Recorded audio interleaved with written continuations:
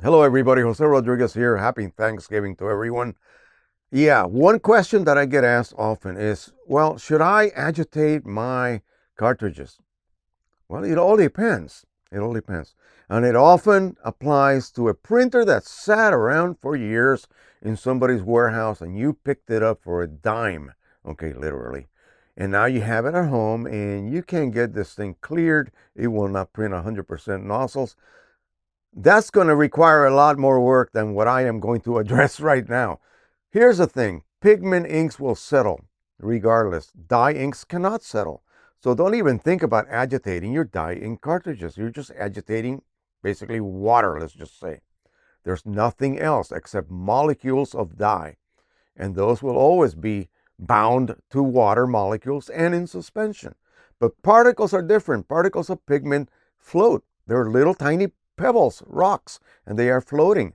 Some inks have a microencapsulating process that actually covers or surrounds that little particle of pigment with a little globule of, in this case, a resin that is supposed to float and allow easy flow and lack of clogging and all of this very nice things. Also, the surface of the print microscopically, it'll be a lot more smoother, and so you will have less gloss differential. So when do you have to agitate your cartridges? Well, when you first get them, before you install them. And you have two types of categories of printers. Printers with pigment cartridges that are right on top of the print head, and those are constantly under agitation. The Pro 10 cartridges, PGI 72, they have internal little paddles. They look like little oars for a rowboat, and they flick back and forth as you are printing. If you don't print for a while, the printer may run an agitation process, and it'll just move the printhead back and forth a little bit to agitate those inks because of that little internal paddle. Printers like this, they have a system internally that uses a piston type system to pump ink in and out of that compartment internally. That is, the cartridges are not being agitated, okay? But even if you agitate the cartridges, you have ink lines that are leading to that internal compartment. It's not going to really show up that you agitated that ink, but it's a good practice to do so that the ink you are feeding remains at the correct density as far as particles per milliliter. So, yeah, go ahead and agitate these every couple of months. Go ahead and agitate the P800 cartridges every couple of months. The same thing with any other stationary cartridge printer. P600, the same thing. Okay. Pro 1, the same thing. Okay.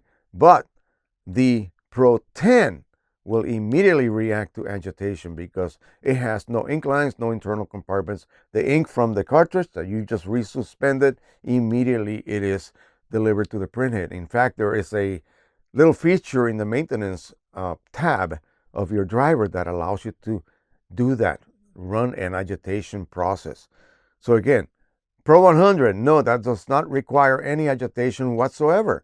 You can let that sit. The density of the ink will be the same today and 2 months down the road. It's not going to change.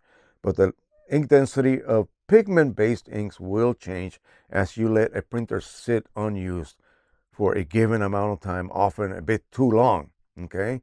So make sure that you at least print often, once a week, and that will maintain that level of suspension, if you will, at a more optimum range. And so you will not experience density changes, which will occur.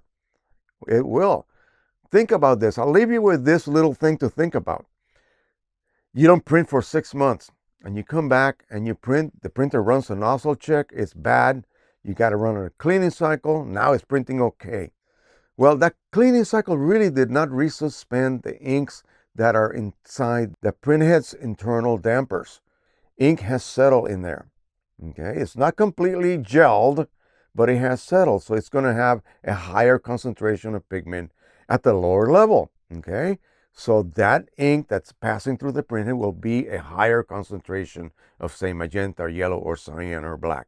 So you will have a change in color rendition, which you will not be able to nail down to anything. So what do? You may create a profile that will correct it somewhat, but only until that level of higher density pigment ink passes through. Then it'll go back to its original condition, and you will need to create another profile. You see what I'm saying? So printers like these, they're pretty much automatic doing this for you. Not much to worry about. Yeah, you could remove a cartridge from the front bay and agitate it every 2 months. You could do that just simply to have the ink that is preceding all of that delivery system already suspended at the correct level. Yeah, you could do that. But once it reaches that internal compartment, it's going to be kept resuspended for you pretty much automatically. P800, no such animal. Okay, you have to keep those cartridges suspended every 2 months, every 2 to 3 months. Okay, especially using third-party inks that are not microencapsulated like the Epson original inks are. So just keep that in mind. It's just a little exercise that you have to run every 2 to 3 months in order to keep those inks suspended. Those third-party inks, they do need a little extra help, not so much the OEM inks. All right. That is it. Thank you so much. Don't forget to subscribe, share, and like as always.